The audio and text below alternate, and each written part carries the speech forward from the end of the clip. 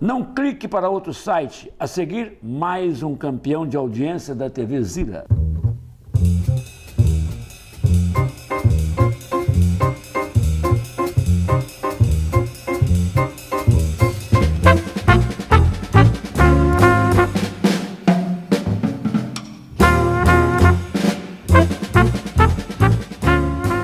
Bom dia, boa tarde, boa noite. No ar de novo mais o nosso programa de entrevista na televisão mais independente do mundo. Tão independente não tem nenhum anúncio, né? Não vou falar mal de anunciante, é uma maravilha. Eu hoje vou entrevistar a Karen Ascioli, com carinho. Eu sempre escrevo para ela, para Karen Ascioli, com carinho, com K e carinho com K também. Por que você chama Karen com K, Karen? Não tenho a menor ideia, mas assim, eu gosto da ideia. Mas não existe Karen com C também não, né? Existe até um sabonete chamado Karim. Lembra daquele sabonete, Karim? Mas aqui, eu conheci a Karen, primeiro eu tinha ouvido muito falar nela, porque a Karen é aquela definição que o Carlos Drummond de Andrade falou de um amigo meu. A Karen é a pessoa que faz, né? Homo faber, né? Homo faber. Porque é o seguinte, eu acho que você, tudo que eu vejo de você, você sonha pouco, né? E você sonha e faz, não é não? Eu sou que nem você. A gente sonha e faz, né? O tempo que a gente passa sonhando é o mesmo que a gente passa fazendo, né, cara? E as duas coisas são unidas, né? Uhum. Que é botar o sonho concreto na mesa, né? Acho que realizar, né? Uhum. É um dom. Como é que é o trajeto? Se eu ler um negócio seu que eu li nesse livro, que aliás é lindo, a capa, o desenho é tão bonito. Quem é o desenho? O desenho é de uma amiga minha chamada Clarice. Como? Clarice, porque é o estúdio Creme Cracker que faz tudo. Então são 3 pessoas que fazem essa ilustração. Lindo. Muito lindo. Então tem um texto aqui sobre a Karen que eu vou ler. Close na Karen aí, Ai, meu Deus do céu! Karen Ascioli escreve e dirige suas próprias peças de teatro. Inquieta que é, também escreve roteiro de filme, inventa festivais e ainda por cima viaja por aí, garimpando coisas bonitas para mostrar para as crianças e para toda a família. Gosta muito de brincar, de desenhar e de inventar seus próprios segredos que conta para os outros em forma de livro. Costuma amar a vida, Ela ama a vida o tempo todo. Os filhos, você tem filhos? Neta também. Neta? Que isso, cara? Eu tenho, que nem você. Isso aí, sempre ama e amará a infância, seja ela de qual tempo for. Essa descrição sua eu gosto muito. Eu tenho uma experiência maravilhosa com você, mas eu como entrevistador, estou aqui falando mais do que entrevistado, como sempre. Vai, Karen, conta como é que tudo começou. Você nasceu... Eu nasci numa família de 5 filhos, eu sou a caçula, eu tenho 64 primos. 74? 64, com quem eu passei a minha infância. E nessa época, a gente se juntava ou em Brasília, ou em Salvador, ou no Rio. Você nasceu onde? Eu nasci no Rio. Eu sou do Rio. Você tem 74 primos? 64. Nós temos algo em comum, que eu tenho 38. Pois é, coisa de mineiro, né? Você não é mineiro. Não, mas minha mãe é, minha avó é também. Agora, e essa família sempre se reunia. Esses Ascioli todos são os mesmos? Não, eu me refiro mais ao Azevedo, que eu tenho um Azevedo na minha vida. Os 74 são mais Azevedo do que Ascioli?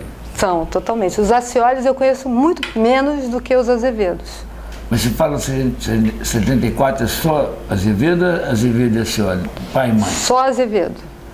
Fora os primos, parte de mãe? Isso é só parte de mãe. Parte de pai, você tem outros tantos? Tem outros tantos. Mas você conviveu só com os Azevedos? Os Azevedos são mais a minha força criativa está ali nos Azevedos. O sobrenome Ascioli é mais raro, né? Tem muitas Azevedos demais no Brasil. Agora, eu conheço os Ascioli do Ceará. É tudo a mesma turma. É assim, os Asciolis com 2 Cs, com 1 C e com Y, com 2 Ls. Na verdade são os mesmos. Vieram da Grécia, os Assaiolos, foram para a Itália, os Aciolis, e chegaram aqui e viraram os Asciolis. e se reproduziram. Porque eu convivi com dois. Um intensamente, que foi o Acioli Neto, que era um diretor da revista O Cruzeiro, um jornalista talentosíssimo e bastante ativo, assim, quer dizer, participou do Cruzeiro quando a revista O Cruzeiro era tão forte como a TV Globo, por exemplo. Ele foi muito amigo do Nelson Rodrigues.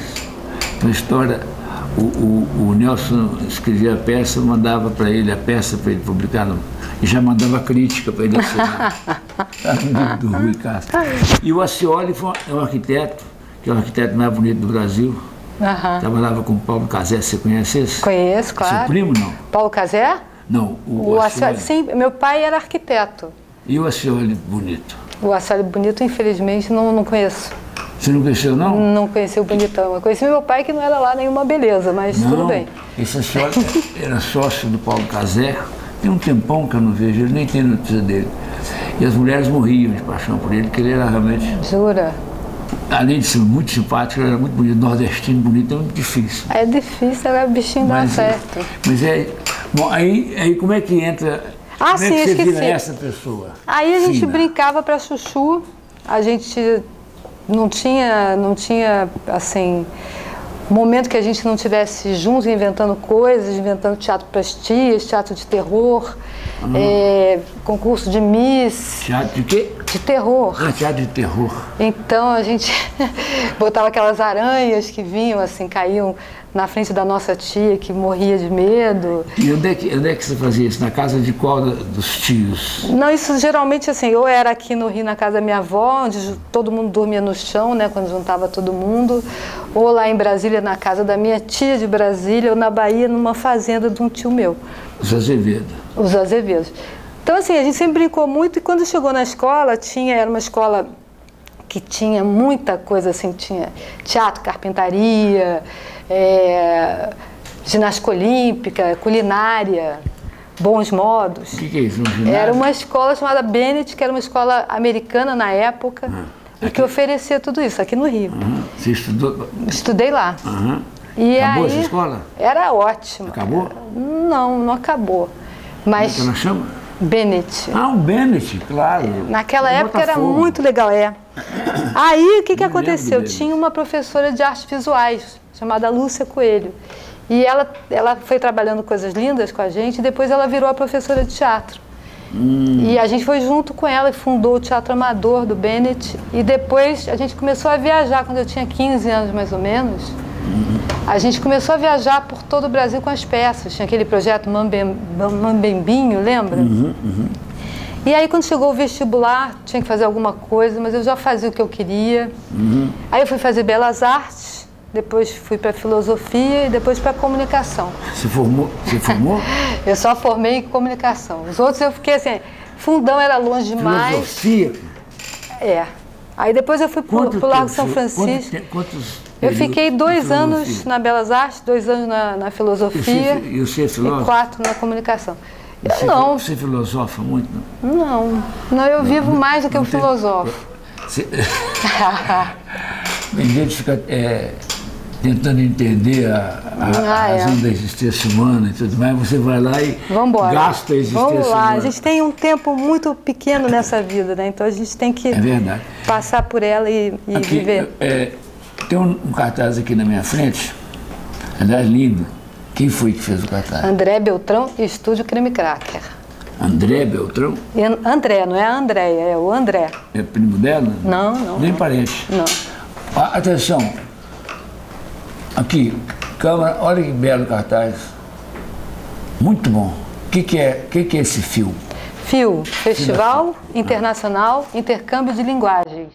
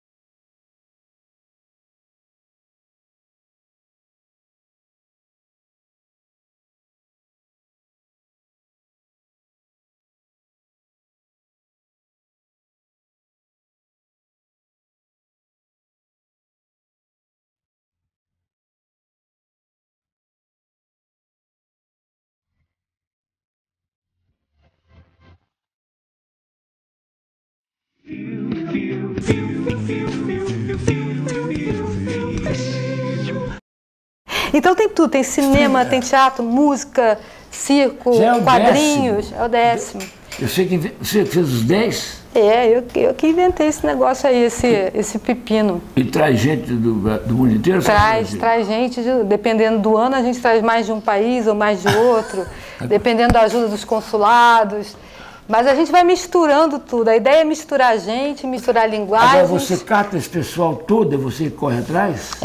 Petrobras, Oi, Secretaria de Cultura, Conexão Infância, Oi, Conquides, Quebec, Instituto Cervantes, a TV Globo, Realização Borogodó, Funarte, apoio da Funarte, Espaço Tom Jobim, Projeto Agora, Reino, como é que é?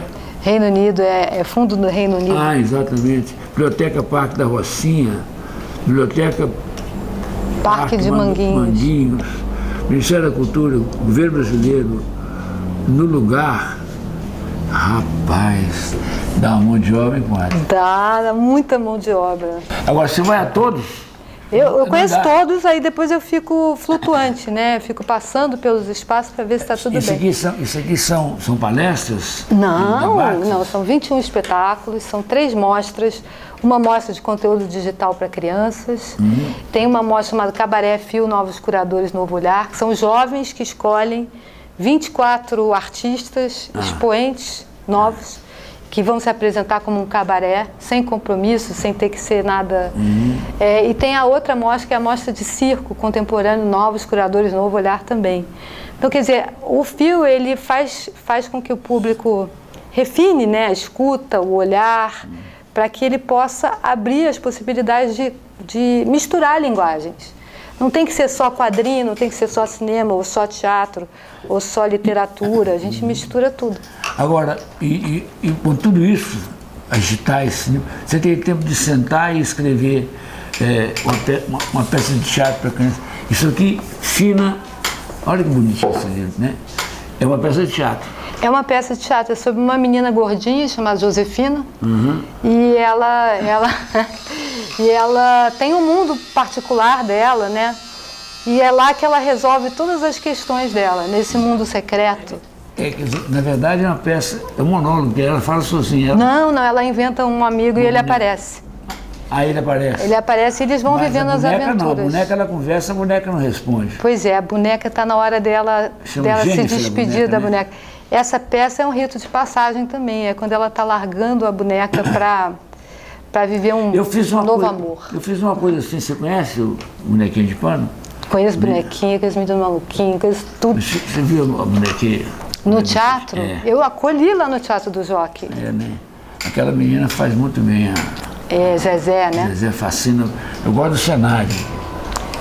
Mas, Ozira, a gente tem que falar da ópera do Menino Maluquinho. Pois é, não vamos falar, peraí. Deixa eu falar da ópera do Menino Maluquinho, porque eu considero um dos melhores momentos da minha vida. Uau!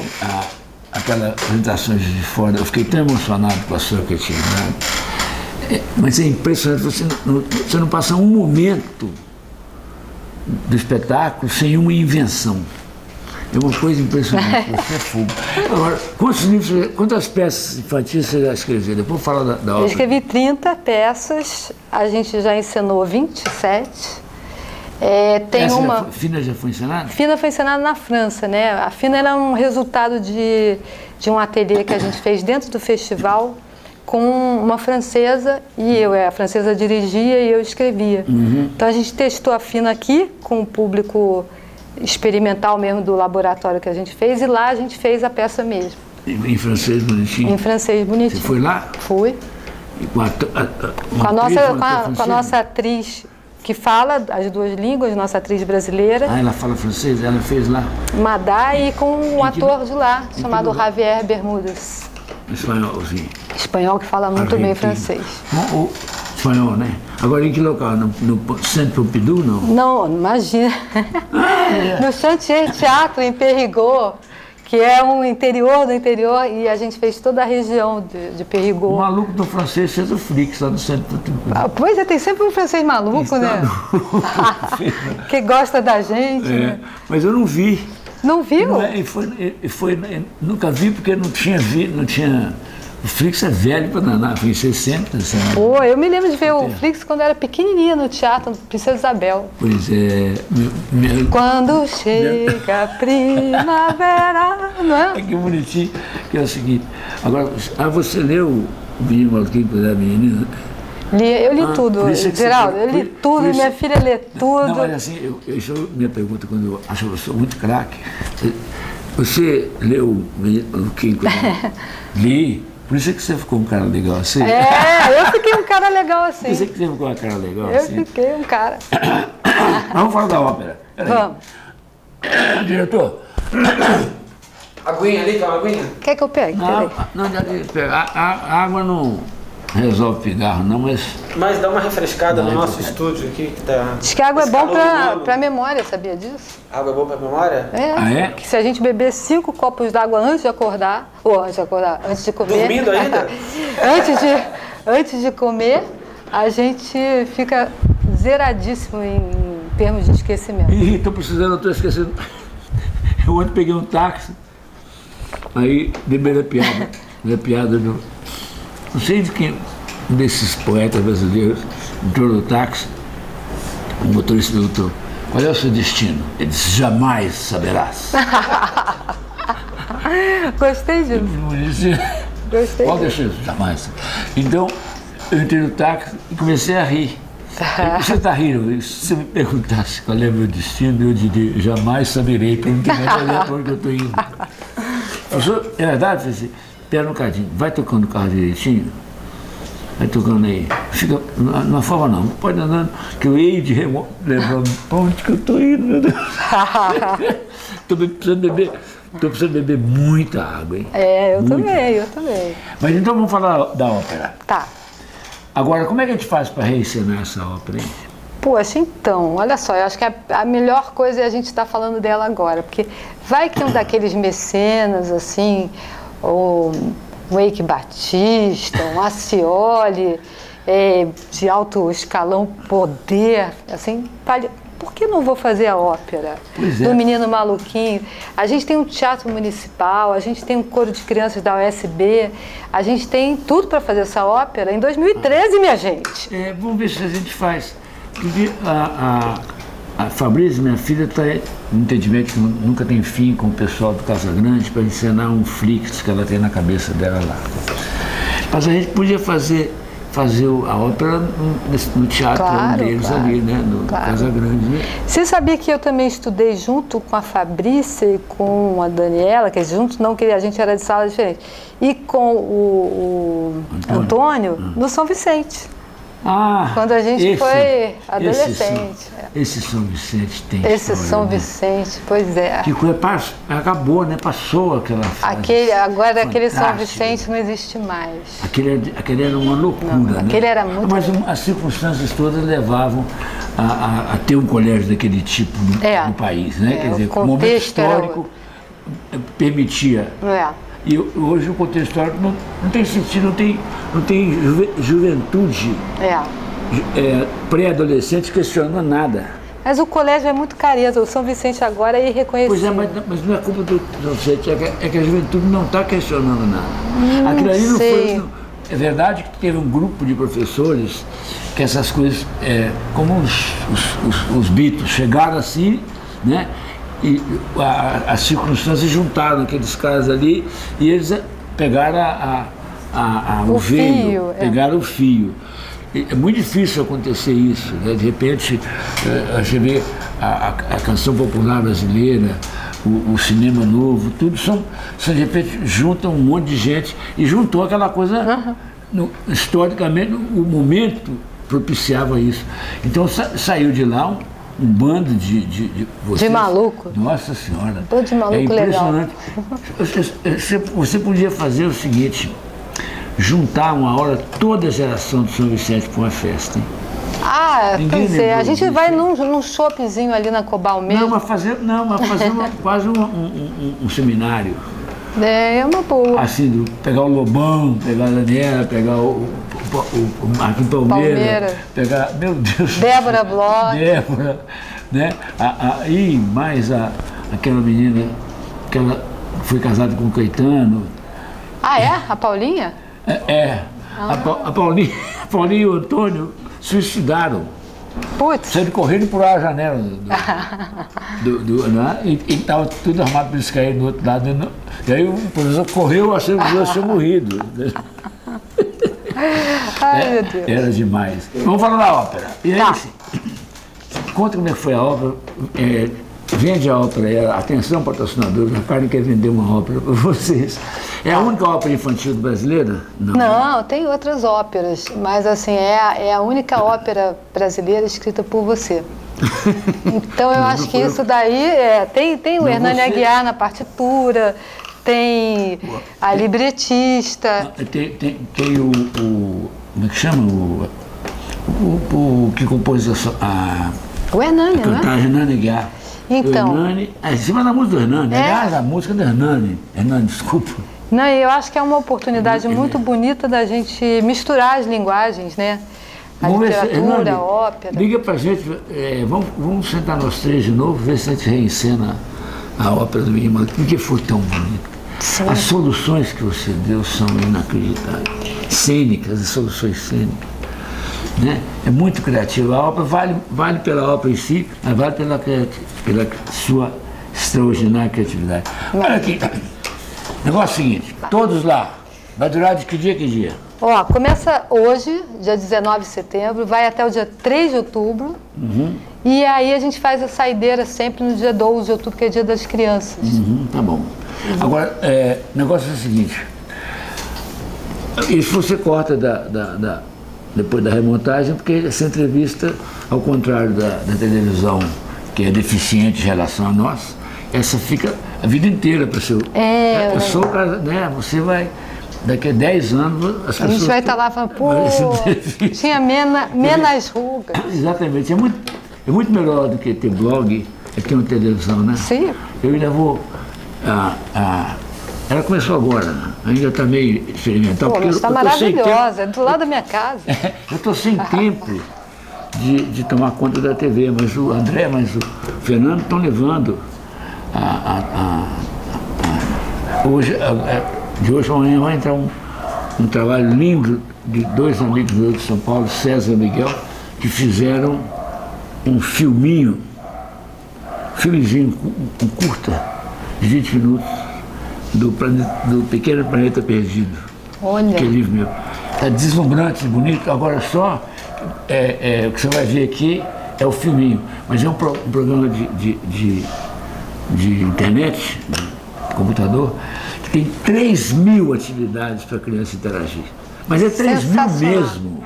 Sensacional. Dá para o menino ficar um mês experimentando tudo. Poxa, a gente podia experimentar algum jogo interativo do Fio com o Ziraldo. Vamos ver. Também nós podemos deixar as suas ordens aqui. Você tem blog, né? Tem. Mas também se você quiser fazer um link, que chama, né? Um link com a TV Zira. Vamos embora, a gente bota no site e juntos, nós dois juntos conquistaremos o mundo. Sensacional!